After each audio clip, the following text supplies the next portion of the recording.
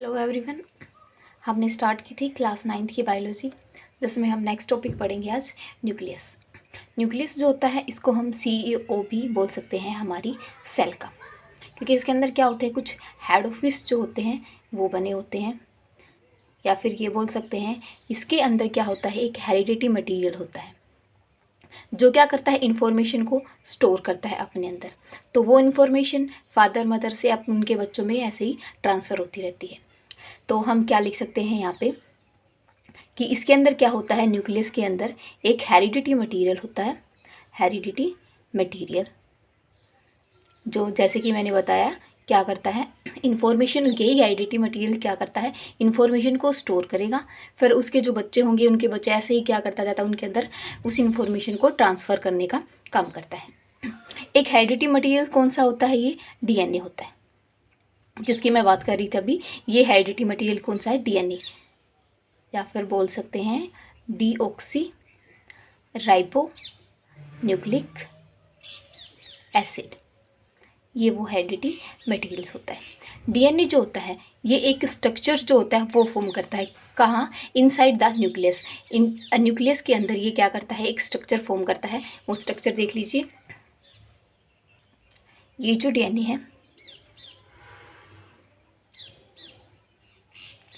ऐसे कुछ इसके अंदर स्ट्रक्चर सी बनी होती है, और यहाँ पे जो होते हैं ये क्या लगे होते हैं, प्रोटीन्स जो होते हैं वो होते हैं, ठीक है। और इसके अंदर या फिर ये बोल सकते हैं एक्स लाइक स्ट्रक्चर फॉर्म करते हैं, जिसको क्या बोलते हैं, हम क्रोमोसोम्स बोलते हैं। इसके अगर अलग से हम क्या देखते हैं, न्यूक्लियस की स्ट्रक्चर देखते हैं, तो वो मैं बना के बता देती हूँ आपको। लेकिन ये क्या होती है, DNA की स्ट्रक्चर होती है।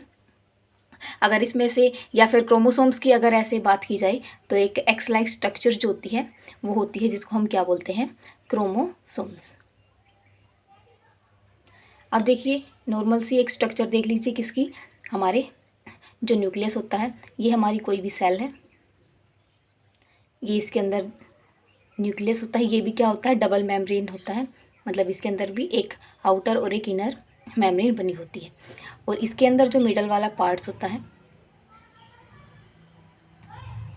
ये वाला, इसको हम क्या बोलते हैं, न्यूक्लियोलस।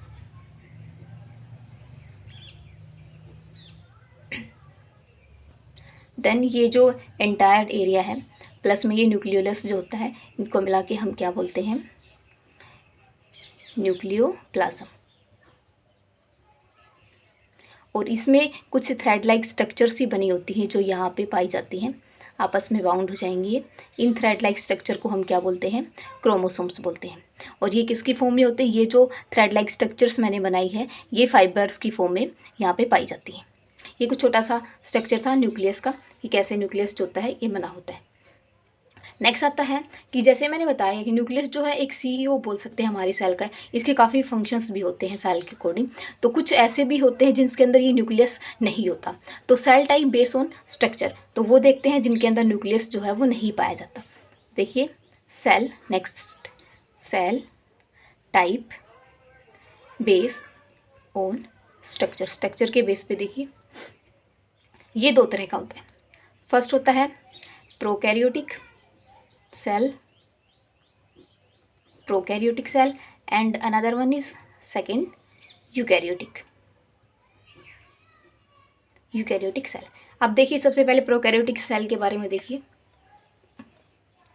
प्रोकैरियोटिक जो सेल होता है इसके अंदर न्यूक्लियस जो होता है वो वेल डिफाइन नहीं होता, या फिर ये बोल सकते हैं न्यूक्लियस इसमें वेल डिफाइन नहीं होगा। जैसे कि नॉर्मल इसमें न्यूक्लियस की मैंने स्ट्रक्चर बनाई है, ऐसे इसमें क्या है, डिफाइन है अच्छी तरीके से। तो प्रोकैरियोटिक सेल्स जो होते हैं इसमें न्यूक्लियस वेल डिफाइन जो है वो नहीं होता। सबसे उससे पहले भी देखिए प्रोकैरियोटिक्स, प्रो का मतलब होता है प्रीमेटिव, और कैरियोटिक्स का मतलब होता है न्यूक्लियस। सिंपली लिख सकते हैं न्यूक्लियस। और यहाँ पे भी यूकैरियोटिक्स, यू का मतलब होता है ट्रू, और कैरियोटिक्स का मतलब होता है न्यूक्लियस। जैसे मैंने बताया प्रोकैरियोटिक्स में क्या होता है कि इस न्यूक्लियस जो होता है वो वेल डिफाइन नहीं होता। ऐसे हम नेकेड, इसलिए इसमें इसके अंदर ये पड़ा रहता है। इसको हम बोल सकते हैं न्यूक्लियोइड, ठीक है। और इसके अंदर क्या होते हैं, जो राइबोसोम्स जो होते हैं वो पाए जाते हैं, राइबोसोम्स। राइबोसोम्स जो क्या करते हैं, प्रोटीन बनाते हैं। कौन से, ये राइबोसोम्स क्या करते हैं, प्रोटीन बनाते हैं। अगर इसके एग्जाम्पल की बात की जाए तो हमारे जो बैक्टीरिया जो होते हैं ये इसका एक बेस्ट एग्जाम्पल होते हैं, इसका प्रोकैरियोटिक सेल्स का। इसके अंदर जो न्यूक्लियस जो होता है वेल डिफाइंड नहीं होता। देन आता है यूकैरियोटिक्स की बात की जाए, इसमें क्या होते हैं, different kind of organelles present होते हैं। ठीक है, यूकैरियोटिक्स की हम बात करें तो लिख सकते हैं हम डिफरेंट काइंड ऑफ ऑर्गेनल्स। जो अलग अलग ऑर्गेनल्स इसके अंदर प्रेजेंट होते हैं उनका अलग अलग क्या होता है, फंक्शन होता है। और इसके अंदर बात की जाए अगर न्यूक्लियस की, तो इसके अंदर प्रॉपर वेल डिफाइंड न्यूक्लियस जो होता है वो पाया जाता है। ठीक है, मेन चीज़ इसमें थी क्या थी, इसके अंदर सेल ऑर्गेनल्स पाए जाते हैं जिन अलग अलग होते हैं। जैसे हमारी बॉडी के अंदर होता है ब्रीथिंग करने का अलग या फिर एक्सक्रीशन करने का अलग, इसी तरह यूकैरियोटिक्स में अलग अलग ऑर्गेनल्स पाए जाते हैं जो अलग अलग फंक्शन जो होते हैं वो करते हैं। अब बात करते हैं क्या, प्रोकैरियोटिक और यूकैरियोटिक्स के डिफरेंस की। तो अब देखिए डिफरेंस देखिए दोनों में। अगर डिफरेंस की बात की जाए तो फर्स्ट डिफरेंस देखिए, प्रोकैरियोटिक्स जो होते हैं वो प्रिमिटिव टाइप होते हैं, जैसे मैंने स्टार्टिंग में ही बता दिया था, प्रिमिटिव टाइप ऑफ सेल्स होते हैं। अगर यूकैरियोटिक्स की बात की जाए तो they are an advance as comparison of prokaryotics cell के एडवांस। दूसरा, इसके अंदर क्या होते हैं, सेल ऑर्गेनल्स जो होते हैं वो अब्सेंट होते हैं। तो सेल ऑर्गेनल्स आर अब्सेंट। अगर इसके अंदर बात की जाए, सेल ऑर्गेनल्स क्या होते हैं, इसके अंदर प्रेजेंट होते हैं। नेक्स्ट इसके अंदर देखें तो इसके अंदर क्या होता है, डीएनए जो होता है वो एक सर्कुलर होता है। तो they have a circular DNA. और अगर इसके अंदर डीएनए की बात की जाए तो इसके अंदर जो डीएनए होता है वो लीनियर टाइप होता है। एग्जाम्पल की बात करें इसमें तो बैक्टीरिया हो गया, इसके अंदर प्लांट हो गए, एनिमल्स हो गए, एनी अदर कोई भी चीज़ इसके अंदर आ जाएगी। तो ये क्या हो गया, इन दोनों के अंदर डिफरेंस हो गया। नेक्स्ट आता है हमारा इस टॉपिक के बाद साइटोप्लाज्म। साइटोप्लाज्म जो था वो एक क्या था, फ्लूइड लाइक सब्सटेंस था या फिर जेली लाइक सब्सटेंस था जो inside the plasma membrane present था। ठीक है, बाहर प्लाज्मा मेम्ब्रेन थी और अंदर जो था ये साइटोप्लाज्म जो था वो प्रेजेंट था। ये जो साइटोप्लाज्म है ये क्या होता है, इंपॉर्टेंट रोल प्ले करता है। इस साइटोप्लाज्म के अंदर क्या होते हैं, कुछ सेल ऑर्गेनल्स प्रेजेंट होते हैं और वही सेल ऑर्गेनल्स मैंने बताया क्या करते हैं, अलग अलग फंक्शन जो होते हैं वो उसके अकॉर्डिंग काम करते हैं। ठीक है, तो जैसे हमने देखा था कोई भी हमारी क्या थी, प्लाज्मा मेम्ब्रेन थी, इसके अंदर ये जो जेली लाइक सब्सटेंस था इसको हम साइटोप्लाज्म बोल रहे थे और इसी साइटोप्लाज्म के अंदर अलग अलग जो है सेल ऑर्गेनल्स प्रेजेंट है। तो ये अलग अलग फंक्शन जो होते हैं वो करते हैं। तो लिख सकते हैं the cytoplasm is a fluid contain inside the plasma membrane. तो अब देखते हैं कौन कौन से सेल ऑर्गेनल्स जो होते हैं वो इसके अंदर प्रेजेंट होते हैं। तो सेल ऑर्गेनल्स की बात की जाए तो देखिए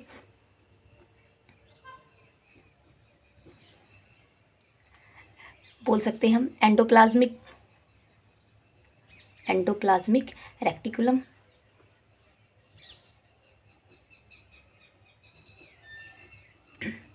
नेक्स्ट जैसे Golgi apparatus,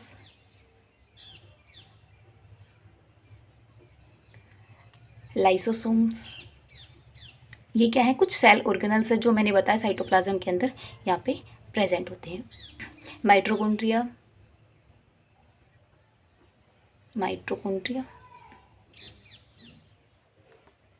plastid and vacuoles. ये देखिए नेक्स्ट अब हम एक एक सेल ऑर्गेनल्स को लेके उसके बारे में डिस्कस करेंगे। तो सबसे पहले हम लिखते हैं एंडोप्लाज्मिक रेक्टिकुलम्स। देखिए ये क्या काम करता है, एंडोप्लाज्मिक रेक्टिकुलम्स।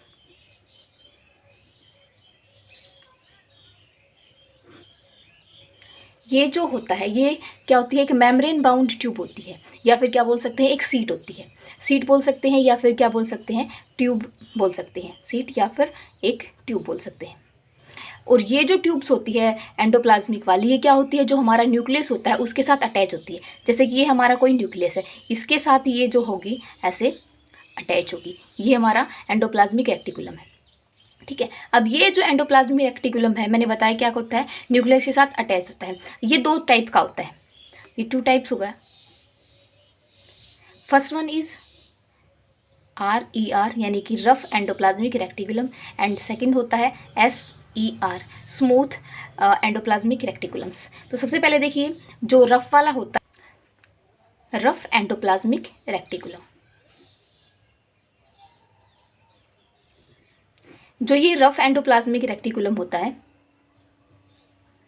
इसमें देखिए क्या होते हैं, कुछ ट्यूब्स बने होते हैं, या फिर इस ट्यूब्स के अंदर क्या होते हैं, कुछ दाने लाइक स्ट्रक्चर जो होती है वो बनी होती। जैसे मैं आपको बना के दिखाती हूँ कुछ, ये कुछ ट्यूब्स थी हमारी, और इसके अंदर कुछ ये दाने दाने से क्या बने होते हैं, कुछ दाने के अंदर ये ऐसे स्ट्रक्चर सी जो होती है वो बनी होती है, जिसको हम क्या बोलते हैं, राइबोसोम्स। राइबोसोम्स। और यही राइबोसोम्स क्या करते हैं, प्रोटीन की सिंथेसाइज करते हैं, या फिर ये बोल सकते हैं राइबोसोम्स आर द साइट जहाँ पे क्या होती है, प्रोटीन की सिंथेसिस होती है, या फिर प्रोटीन का सिंथेसाइज जो होता है इन साइड पे किया जाता है। नेक्स्ट हमारा था जो SER वाला था, स्मूथ वाला, SER स्मूथ एंडोप्लाज्मिक रेक्टिकुलम। ये क्या करता है, ये are the site of the lipid synthesize. जैसे इसमें बताया था क्या होते हैं, कुछ दाने से बने होते हैं, लेकिन इसमें कुछ ये दाने जैसे स्ट्रक्चर्स जो नहीं बनी होती है, एक बिल्कुल स्मूथ होते हैं, और ये वो साइट होती है जहाँ पे लिपिड की सिंथेसाइज होती है। ठीक है, तो ये 2 तरह के एंडोप्लाज्मिक रेक्टिकुलम थे, रफ एंड स्मूथ। नेक्स्ट देखिए, नेक्स्ट आता है इनके क्या होते हैं, कुछ जो ये हमारा एंडोप्लाज्मिक रेक्टिकुलम है इसके कुछ फंक्शन होते हैं, उन फंक्शंस के बारे में डिस्कस कर लेते हैं थोड़ा सा। तो फंक्शन की बात की जाए, फर्स्ट वन इज लिख सकते हैं मेम्ब्रेन।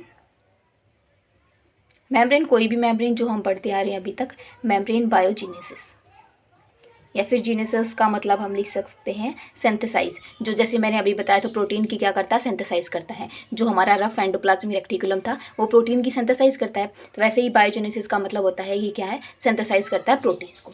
दूसरा हम बोल सकते हैं ये क्या करते हैं, एक नेटवर्क सिस्टम जो होते हैं वो बना के रखते हैं, तो they always form a network system. Network system, ये नेटवर्क सिस्टम का मतलब है यहाँ पे जो भी मटेरियल्स होता है उसको उस चैनल्स के थ्रू क्या कर सकते हैं, ट्रांसपोर्ट कर सकते हैं, ट्रांसफ़र कर सकते हैं। नेक्स्ट देखिए, जो ये हमारा रेक्टिकुलम होता है ये क्या करता है, फंक्शन करता है, या फिर ये बोल सकते हैं ये वो सरफेस है जहाँ पे बायोकेमिकल एक्टिविटीज़ जो होती हैं वो पाई जाती हैं, या फिर बायोकेमिकल एक्टिविटीज़ यहाँ पे होती हैं।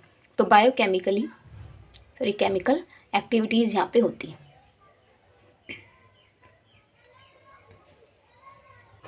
नेक्स्ट है, अगर बात की जाए कोई भी सेल है, जैसे कि लीवर सेल ले लें हम, हमारी लीवर सेल्स हैं, उनमें in the case of vertebrate जो एनिमल्स होते हैं, किसके केस में, वर्टिब्रेट एनिमल्स के केस में, ये क्या करती है, डिटॉक्सिफिकेशन का काम करती है। वर्टिब्रेट एनिमल्स में ये किस में हेल्प करेगी, हमारी डिटॉक्सिफिकेशन में। ये कुछ क्या थी, इसके फंक्शंस थे, लेकिन दिखने में तो ये ट्यूब लाइक स्ट्रक्चर है, छोटी सी स्ट्रक्चर है, लेकिन इसके फंक्शन जो होते हैं वो काफ़ी बढ़िया होते हैं, मतलब कि बहुत इंपॉर्टेंट होते हैं। तो ये कुछ हमारे एंडोप्लाज्मिक रेक्टिकुलम के कुछ फंक्शंस थे।